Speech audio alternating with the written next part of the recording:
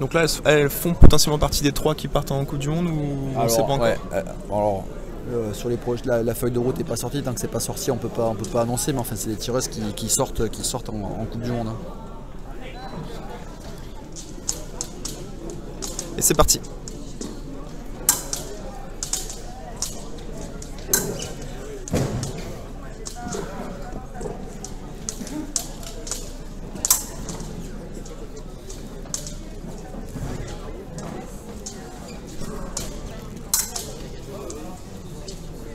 Donc on a comme tout à l'heure une poignée droite tenue par une gauchère et une poignée cross d'Héloïse qui est droitière.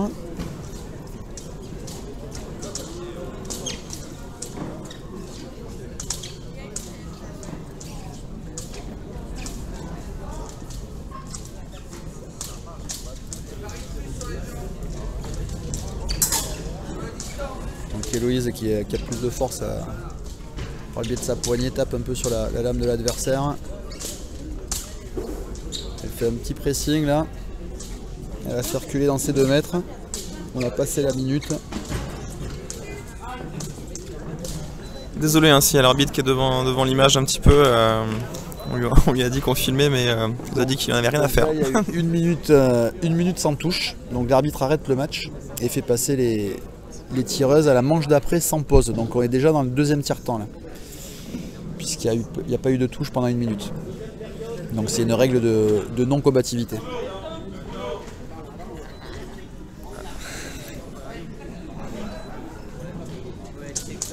Allez, donc 0-0, 2e période.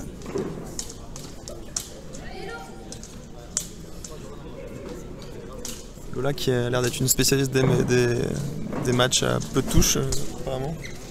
Alors après à ce niveau-là c'est stratégique, hein, donc les tireuses se connaissent par cœur, elles essaient de ne pas faire d'erreurs pour pas perdre l'ascendant, donc souvent ça se joue à une touche d'écart. Ouais. Et le score monte pas vite. Donc attaque d'Héloïse sur la petite marche de Lola Lucani, elle touche double. Ça va finir par être le surnom d'Héloïse, faut faire attention, touche double. Une égalité.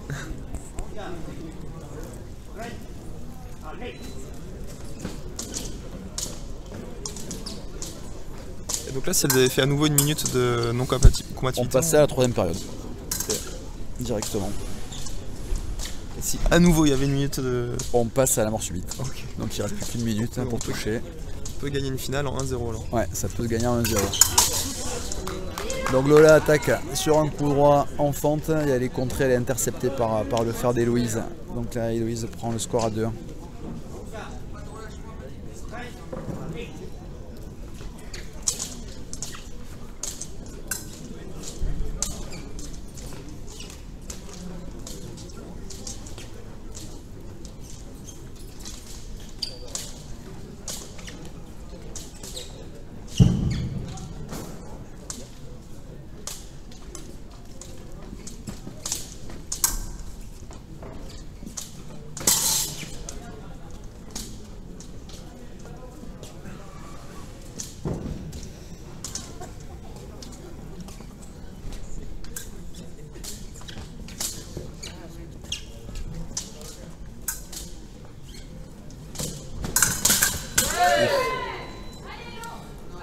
Alors il y a une attaque d'Héloïse qui est prise dans le fer de l'adversaire.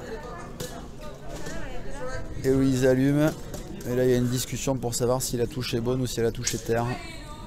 Puisque Lola ne la sent pas. Elle est validée par l'arbitre en tout cas. Elle est validée, 3-1.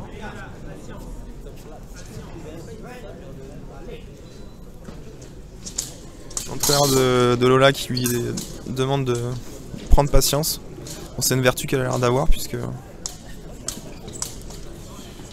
elle se jette vraiment pas. Donc là c'est pareil, les deux travaillent sur la distance. Hein. Elle rentre, elle ressort, elle rentre, elle ressort pas mal pour casser cette distance. Donc Lola fait partir Héloïse et arrive à la contrer sur une parade riposte. Donc elle fait un contretemps et elle touche au corps. Donc 3-2.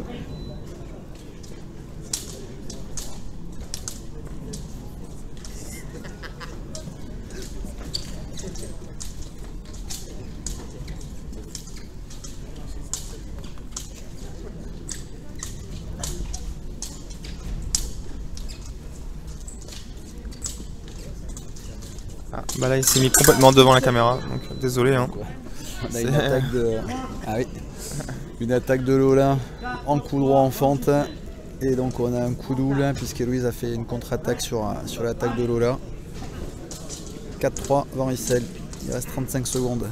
Bon, je vais vous le faire en audio description ce match. Du coup il y a 4-3.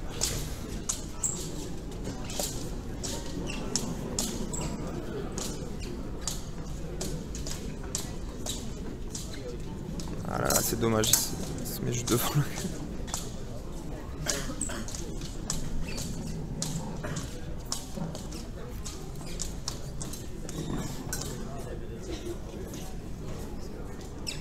7 secondes, il ne devrait rien se passer.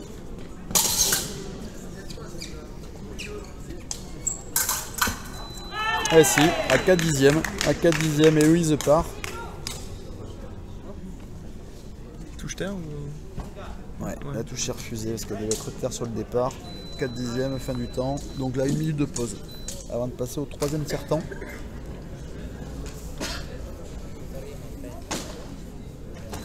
Donc il reste plus que 3 minutes de match, donc on risque de ne pas aller en caisse-touche. Il faut voir comment ça part sur la première partie de ce 3e tiers-temps.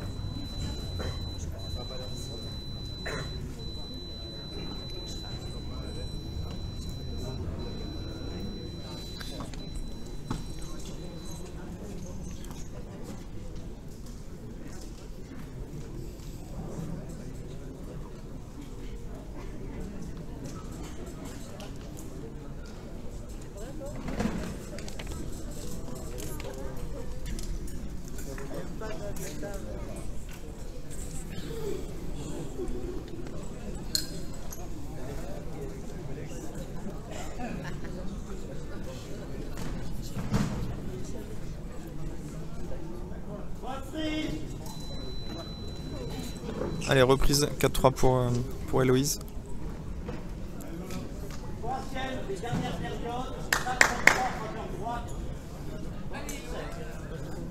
Héloïse en touche verte et Lola en touche rouge.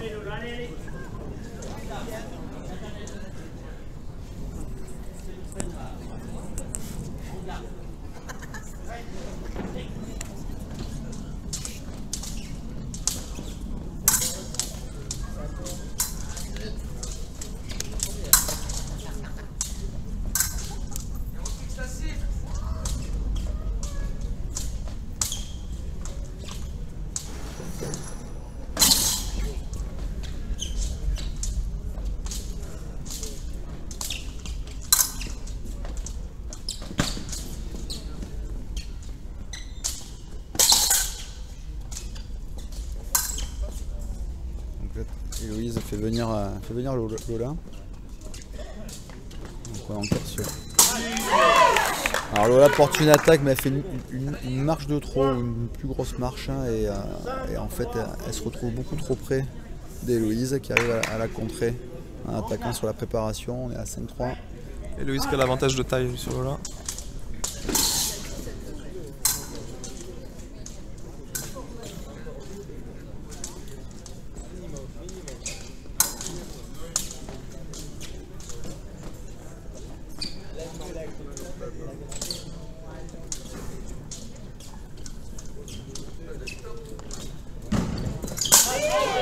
Pareil, en fait elle fait une première attaque, elle raccourcit le bras sur son début d'attaque, donc elle perd un temps d'escrime, et Héloïse arrive à mettre la contre-attaque. Donc 6-3 Héloïse. Donc Lola va devoir aller la chercher. Donc elle va continuer son pressing.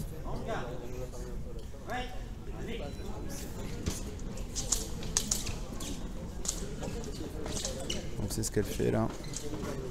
Après c'est Héloïse.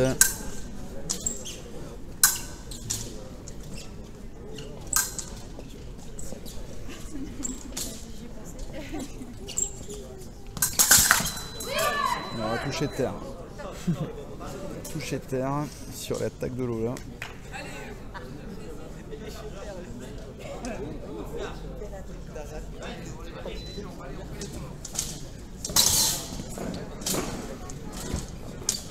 Il reste 1 minute 30.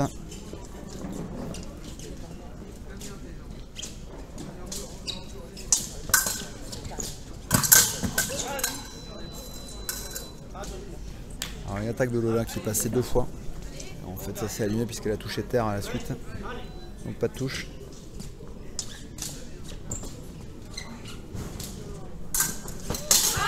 Voilà, donc Lola fait un contre-temps là, donc en fait elle fait croire qu'elle attaque, Héloïse tente la contre-attaque, elle allonge le bras, et Lola arrive à faire une parade riposte. Je pensais que c'était une attaque timide de la part d'Héloïse, en fait c'est une contre-attaque. Voilà, ouais, c'est une action en 2 temps là.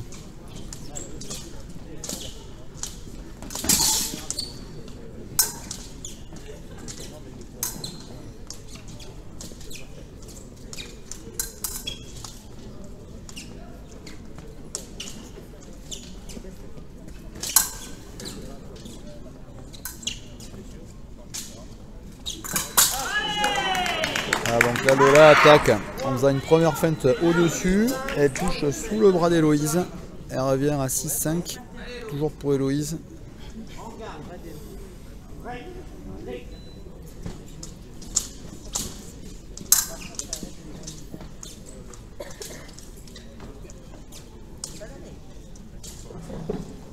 Il reste 40 secondes avec une touche à mettre pour Lola pour revenir au score et peut-être attendre la pause pour faire la mort subite. Donc là comme tout à l'heure elle attaque, Héloïse arrive à rallonger un petit peu la distance et elle touche toute seule sur sa contre-attaque. 7-5 varicelle.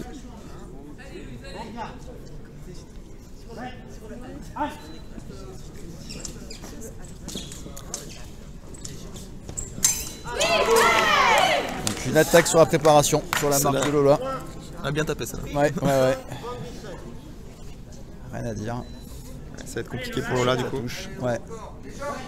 3 touches pour 30 secondes.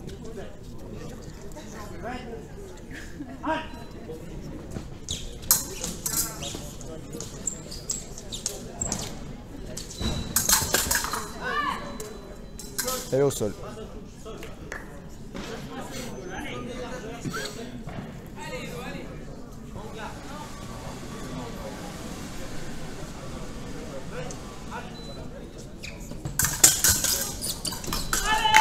Alors, que va dire l'arbitre? Il accorde la touche, donc il y a une attaque, la parade riposte après le déplacement, mais elle a toujours droit à sa riposte Lola, donc il accorde la touche. 8-6. Il reste 20 secondes à jouer. Il reste 20 secondes, c'est jouable. Dur, mais ça peut encore se faire pour Lola, pour revenir au score. Ah, dommage. Donc elle essaie de faire partir Héloïse pour la contrer en parade riposte. Sauf qu'elle a raté la cible sur la riposte.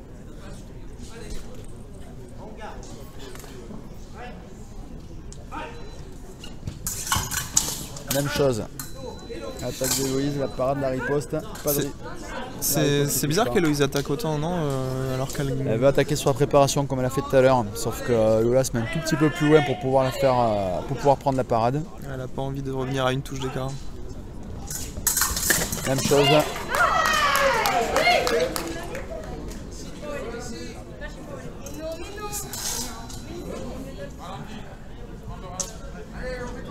Donc Héloïse part, la parade de Lola, la riposte qui touche pas, et Héloïse touche Lola sur une pointe qui s'égare dans les pieds ou dans la chaussette. C'est pas évident à arbitrer quand même, faut avoir les yeux un peu partout. Voilà, ouais. L'attaque, la parade, la riposte. 9-7, il reste 6 secondes. Ça imposait pas forcément cette attaque d'Héloïse là. Non, elle a voulu finir un peu trop tôt. Donc l'attaque de gauche, un coup double. Toujours à -2 pour Lola, 5 secondes. Ouais. Si elle défend bien Héloïse, normalement ça devrait le faire. Ouais. Donc l'attaque de Lola, Héloïse bloque la ligne pour fermer. Elle se rentre dedans, il n'y a pas de touche. 3 secondes. Elle s'est pris un mur Lola quand même. Ouais, ça n'a pas bougé.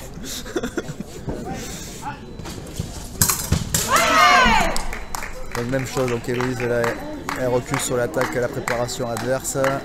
Elle bloque sur les appuis pour attaquer sur la préparation. Ça touche. Voilà, le match est plié. 11-8, moins de 2 secondes.